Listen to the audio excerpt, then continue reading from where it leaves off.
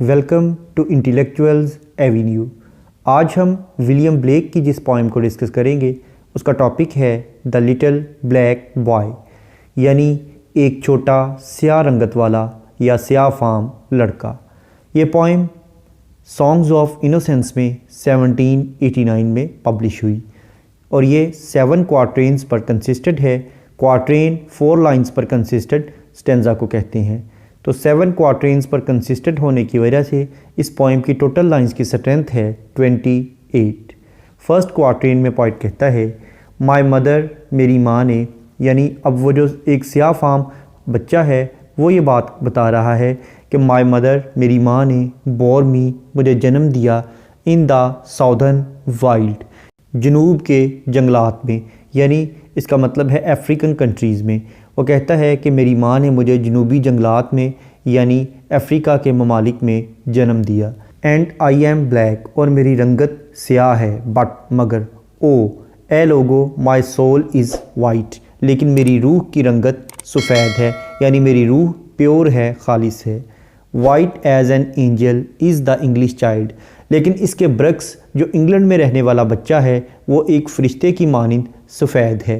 But मगर I am black, मैं स्याह हूँ, एज़ इफ़, जैसा कि बीरीव्ड ऑफ लाइट, जैसा कि मुझे रोशनी से महरूम कर दिया गया हो, यानी रोशनी से महरूमी की वजह से मेरी रंगत स्याह है। माई मदर टॉट मी, मेरी माँ ने मुझे सिखाया, अंडरनीथ अ ट्री, एक दरख्त के नीचे बैठे हुए। जब हम एक दरख्त के नीचे छाँव में बैठे थे तो मेरी माँ ने मुझे ये सिखाया। एंड सिटिंग, और हम बैठे हुए थे डाउन, नीचे, before the heat of day, दिन की रोशनी में, यानी धूप में जब हम नीचे दरख्त के नीचे बैठे हुए थे। यानी वो पॉइंट ये कहना चाहता है कि उस बच्चे ने कहा कि धूप से बचने के लिए जब हम दरख्त के नीचे बैठे हुए थे तो मेरी माँ ने मुझे सिखाया। She took me on her lap and kissed me, उसने मुझे अपनी गोद में ले लिया और मुझे बोसा दिया, यानी मुझे किस किया, मुझे चूम लिया। And pointing to the east, और उसने मशरिक़ की जानब इशारा किया, बिगेन टू से, और ये कहना शुरू कर दिया। थर्ड स्टेंजा में अब बच्चे की बात ख़त्म हो गई है, अब उसकी माँ का जिक्र आएगा। उसकी माँ के अल्फाज हैं जो उसने बोले।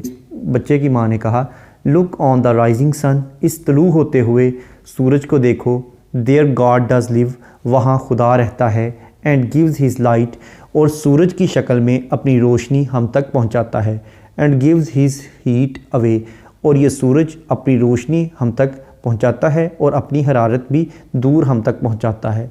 And flowers and trees and beasts and man receive, और जब वो सूरज खुदा की उस रोशनी और हरारत को हम तक पहुंचाता है तो इसे फूल, दरख्त, दरिंदे और इंसान कबूल कर लेते हैं। कंफर्ट इन मॉर्निंग, ये हमें सुबह के वक्त आराम और सुकून मुहैया करता है। Joy in the noon day, और दोपहर के वक्त हमें खुशी मुहैया करता है। And we are put on earth a little space, और हमें इस ज़मीन पर थोड़ी सी जगह फ्राहम की गई है। दैट वी में लर्न टू बियर, ताकि हम लर्न कर सकें, ताकि हम सीख सकें, टू बेयर, बर्दाश्त करना, द बीम्स, किरणें, ऑफ लव, मोहब्बत की, ताकि हम मोहब्बत की किरणों को बर्दाश्त करना सीख जाएं। एंड दीज ब्लैक बॉडीज़, और ये जो हमारे स्याह अजसाम हैं, ये जो हमारे स्याह जिस्म हैं।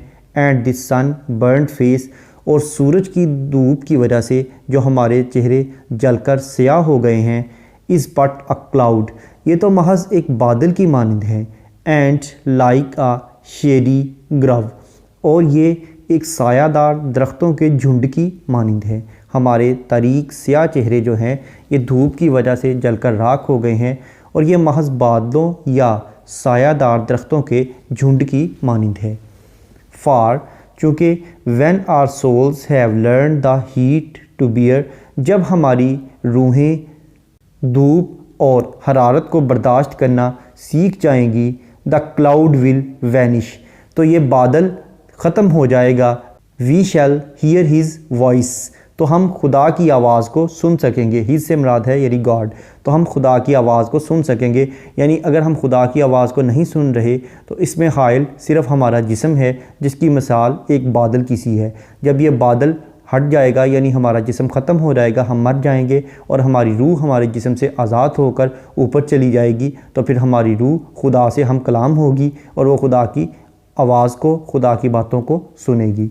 सीइंग, ये कहते हुए come out from the groove my love and care, यानी फिर खुदा कहेगा कि अब इस दरख्तों के झुंड से बाहर आ जाओ, ए मेरी मोहब्बत और मेरी केयर, यानी ए मेरी मोहब्बत और परवाह। And round my golden tent, और मेरे सुनहरी खैमे के इर्द गिर्द जमा हो जाओ, लाइक लैम्स रिजॉइस, और भेड़ों की तरह खुशियाँ मनाते रहो। 10 डिड माई मदर से एंड किस्ड मी, अब फिर दोबारा बच्चा बोलना शुरू कर देता है। वो कहता है इस तरह से मेरी माँ ने मुझे चूम लिया और ये बातें मुझे बताईं।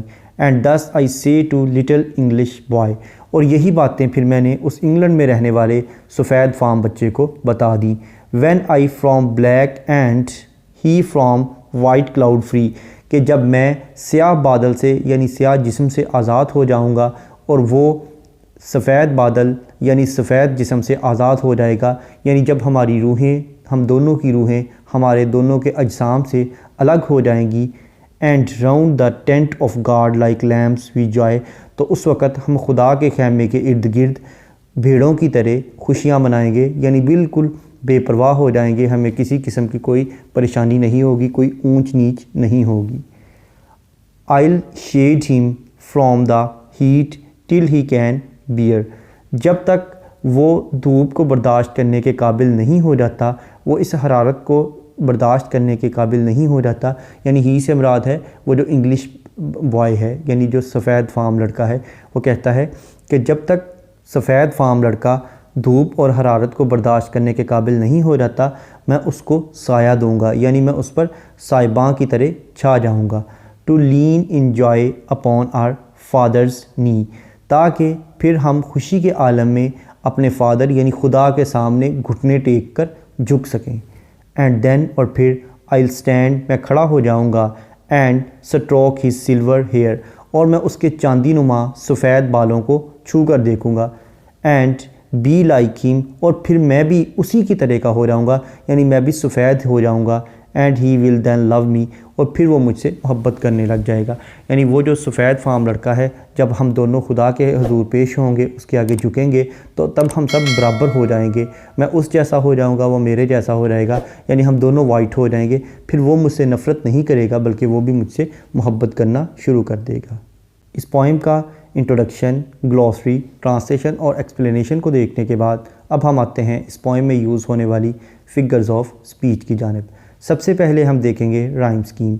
इस पोइम के तमाम स्टेंजाज में सेम राइम स्कीम यूज़ हुई है, यानी ए बी, यानी फर्स्ट और थर्ड लाइंस आपस में राइम्ड हैं, जबकि सेकंड और फोर्थ लाइंस आपस में राइम्ड हैं। जैसा कि फर्स्ट स्टेंजा को अगर हम देखें तो फर्स्ट लाइन का लास्ट वर्ड है वाइल्ड और थर्ड लाइन का लास्ट वर्ड है चाइल्ड, वाइल्ड चाइल्ड। इसी तरह से सेकंड लाइन का लास्ट वर्ड है वाइट और फोर्थ लाइन का लास्ट वर्ड है लाइट, वाइट लाइट। इसी तरह से नेक्स्ट स्टेंजा में tree, me, day, say, live, receive, away, day, space, face, love, grove, bear, care, voice, rejoice, me, free, boy, joy, bear, hair, नी, मी। Next है alliteration. Alliteration का मतलब है beginning of two और more than two words in the same line with the same letter और sound, यानी एक ही line में दो या दो से ज़्यादा अल्फाज का एक ही हरफ या एक ही आवाज़ से शुरू होना। जैसा कि लाइन नंबर 1 में माई, मदर, मी, ये तीनों वर्ड्स एम लेटर से स्टार्ट हो रहे हैं। उसके बाद लाइन नंबर 2 में ब्लैक, बट, लाइन नंबर 4 में बट, ब्लैक, बिरीव्ड, लाइन नंबर 5 में my, mother, me, line number 5 में अगेन टाट, ट्री, लाइन नंबर 6 में डाउन, डे, लाइन नंबर 9 में लुक, लिव, लाइन नंबर 14 में लर्न, लव, लाइन नंबर 14 में again bear, beams, line number 15 में black, bodies, burn, line number 17 में have, heat, line number 18 में will, we, line number 18 में again vanish, voice, line number 18 में again hear, his, line number 19 में कम, care, line number 20 में round, rejoice, line number 20 में again like, lambs, line number 21 में my, mother, me, line number 23 में from, free, line number 24 में like, lambs, line number 25 में brim, heat, he, line number 27 में stand, stroke, silver, line number 27 में and stand. Next है consonants. Consonants का मतलब है use of same consonant letter in the two neighbouring words, यानी दो अल्फाज में एक ही कॉन्सोनेंट लेटर का इस्तेमाल करना। जैसा कि लाइन नंबर 1 में इन और साउदर्न, इन दोनों के एंड पर एन लेटर यूज़ हुआ है जो कि एक कॉन्सोनेंट लेटर है।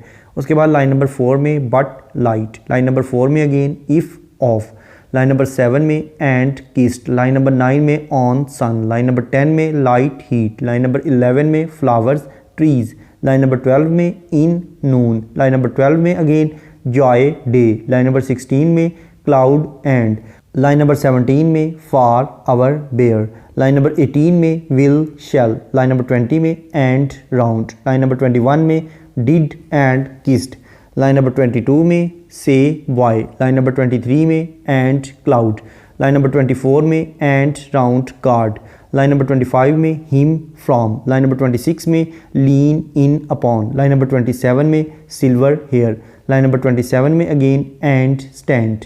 नेक्स्ट है एसोनेंस। एसोनेंस का मतलब है use of same vowel letter in the two neighbouring words, यानी एक ही वावल लेटर का दो अल्फाज में इस्तेमाल करना।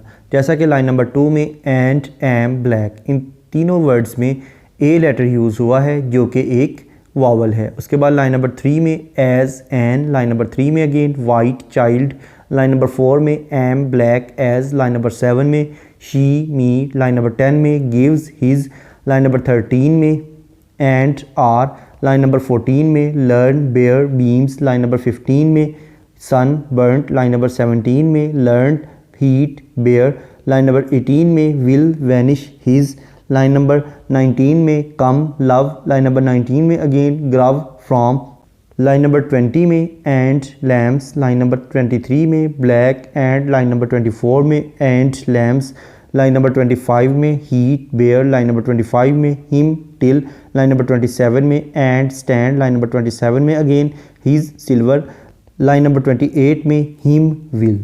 नेक्स्ट है सिमिली। सिमिली का मतलब है to compare two different things on the base of same traits, यानी एक जैसी खसूसियात की बुनियाद पर दो मुख्तलिफ चीज़ों को आपस में कंपेयर करना। जैसा कि लाइन नंबर 3 में वो कहता है white as an angel is the English child, यानी वो जो इंग्लैंड में रहने वाला बच्चा था वो एक एंजल की तरह सफ़ेद था, एक फ़रिश्ते की तरह सफ़ेद था। उसके बाद लाइन नंबर 16 को अगर हम देखें तो उसमें वो कहता है is but a cloud and like a shady grove, यानी हमारे जो अजसाम हैं, हमारे जो जिस्म हैं वो बादलों की तरह हैं या सायादार दरख्तों के झुंड की मानिंद हैं।